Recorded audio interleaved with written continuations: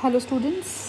तो अभी हमने देखा था कि मैग्नेटिक डाइपोल के इक्वेटोरियल और एक्सियल पे हमने मैग्नेटिक फील्ड निकाली है और इनकी वैल्यू आई है ये फॉर शॉर्ट डाइपोल। एक्सियल पे ये वैल्यू है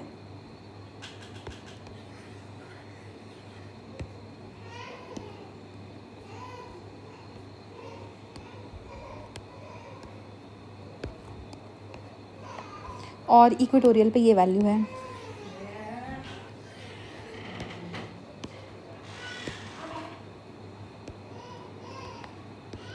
तो कभी कभी इक्वेटोरियल और एक्सियल के बीच की जो वैल्यू है उनके बीच में रिलेशन पूछते हैं। तो रिलेशन निकालने के लिए आप इन दोनों को डिवाइड करिए, ठीक है। तो आप देखेंगे कि RHS में μ0/4 μ0/4 कट गया, m से m कट गया, r³ से r³ कट गया। हमारे पास क्या बचेगा? सिर्फ और सिर्फ 2। तो हमारे पास वैल्यू आ जाएगी B axial is equals to 2 times of B equatorial, क्योंकि जब ये B इक्वेटोरियल जो डिनोमिनेटर में है RHS में जाएगा तो मल्टीप्लाई हो जाएगा। तो ये हो गया relation between axial and equatorial position, magnetic field on axial and equatorial position of magnetic dipole, ठीक है। अब हम देखते हैं हमारा अगला topic, that is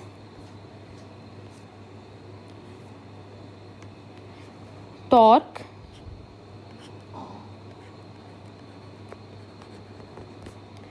acting on magnetic dipole when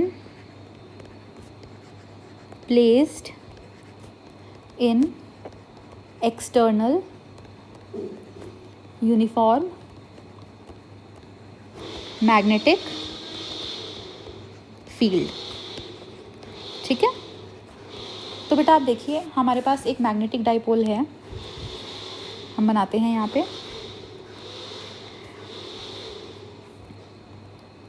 ये north pole of strength QM, ये south pole of strength QM, और इनके बीच का जो डिस्टेंस है वो हम लेते हैं 2L।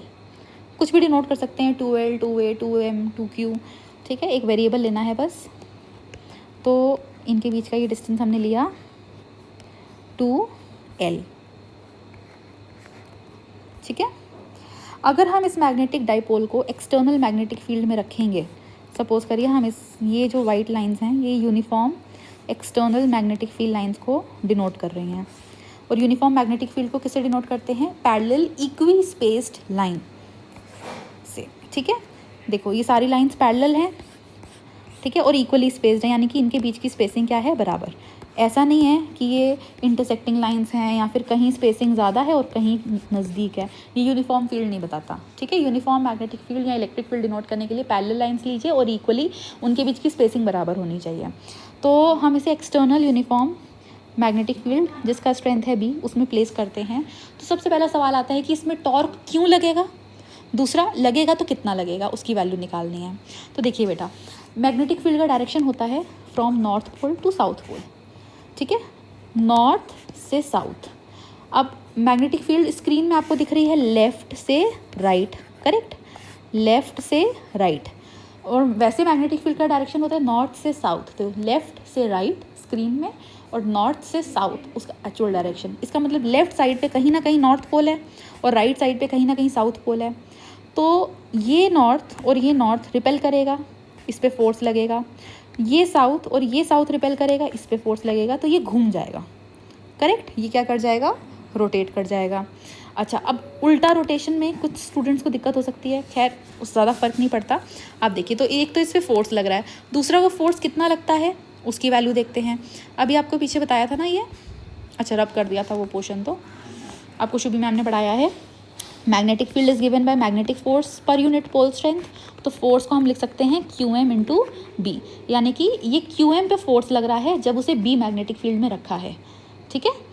तो ये QM पे जब उसे B मैग्नेटिक फील्ड में रखेंगे तो जो फोर्स लगेगा वो हो जाएगा QM इंटू B, और इस QM पे भी कितना फोर्स लगेगा? सेम QM इंटू B, क्योंकि ये भी मैग्नेटिक फील्ड में रखा है। तो दोनों फोर्स देखिए बेटा बराबर मैग्नीट्यूड के हैं और दोनों का डायरेक्शन क्या था? उल्टा, ठीक है। अब अगर एक ही लाइन ऑफ एक्शन में बराबर और अपोजिट फोर्स लगे तो फोर्स कैंसिल कर देते हैं। लेकिन अगर मेरे पास ये एक रॉड है, ठीक है, अगर इधर और इधर बराबर फोर्स लग रहे हैं तब तो कट जाएगा और नेट फोर्स 0 हो जाएगा। लेकिन रॉड के अगर एक कोने में और दूसरे कोने में बराबर फोर्स लगेगा तो ये रॉड रोटेट कर जाएगी, ठीक है ना। अगर ये रॉड है मेरे पास, एक फोर्स इधर लगा और एक फोर्स इधर लगा, तो ये रॉड जो है ये क्या कर जाएगी, इस पर टॉर्क लगेगा, सॉरी ये रोटेट करना शुरू कर देगी,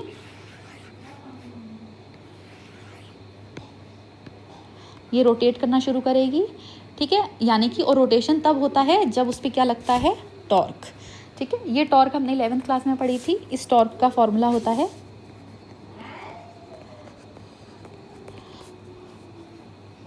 फोर्स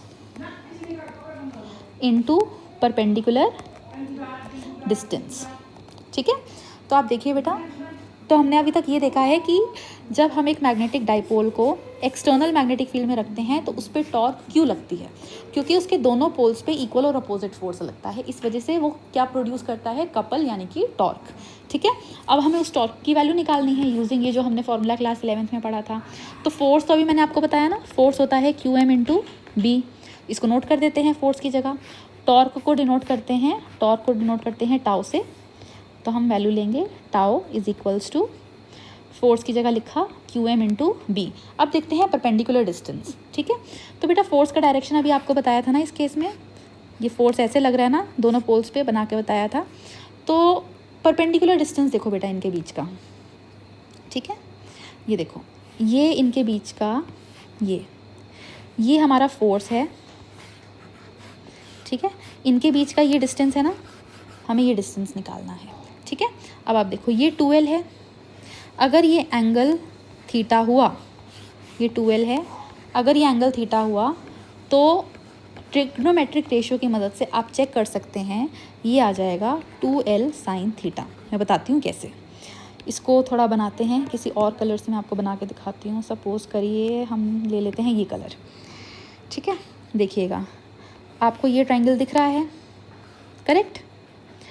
उसमें अगर ये है हमारा एंगल थीटा, तो हमारे पास साइन थीटा की वैल्यू होती है परपेंडिकुलर अपॉन हाइपोटेन्यूज।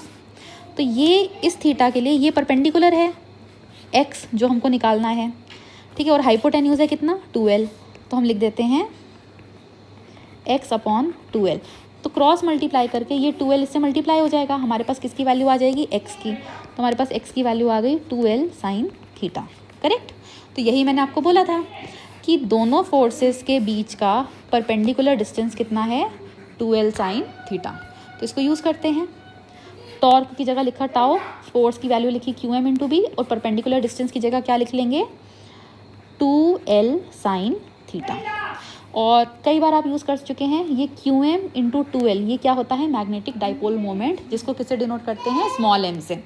तो हमारे पास टॉर्क हो गया MB साइन थीटा, ठीक है। अच्छा, अब बात आती है इसकी,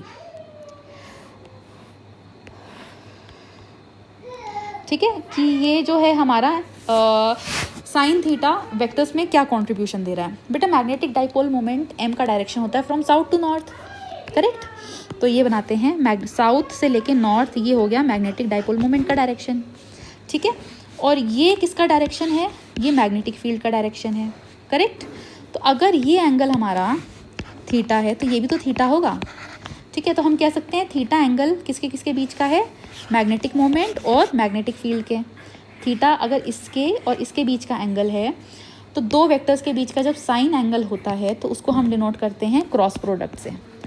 torque is given bye M cross B, ठीक है। अगर किसी को कन्फ्यूजन है तो मैं आपको याद दिला देती हूँ, आपने ये पढ़ा था ना vector chapter of class 11th में, कि अगर मेरे पास दो वेक्टर्स हैं, वेक्टर A और वेक्टर B, सच दैट इनके बीच का एंगल है थीटा, तो इनका क्रॉस प्रोडक्ट होता है AB साइन थीटा, और इनका डॉट प्रोडक्ट होता है AB कॉस थीटा। फिर यहाँ पे एक यूनिट वेक्टर इसलिए मल्टीप्लाई करते हैं क्योंकि रिजल्ट वेक्टर है, तो उसको अभी इग्नोर करते हैं, हम मैग्नीट्यूड पे ध्यान देते हैं, ठीक है।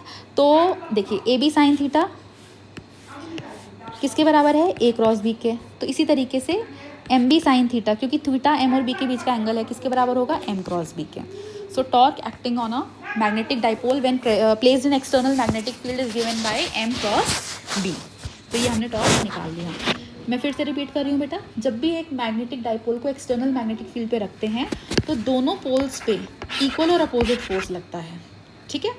तो वो अपोजिट फोर्स, क्योंकि उनका जो लाइन ऑफ एक्शन है अलग है, इसलिए वो कैंसिल ना करके उसको रोटेट करवा देता है। रोटेट करवा रहे हैं मतलब टॉर्क लगती है। टॉर्क का मैग्नीट्यूड हमने इसकी मदद से निकाल लिया, ठीक है।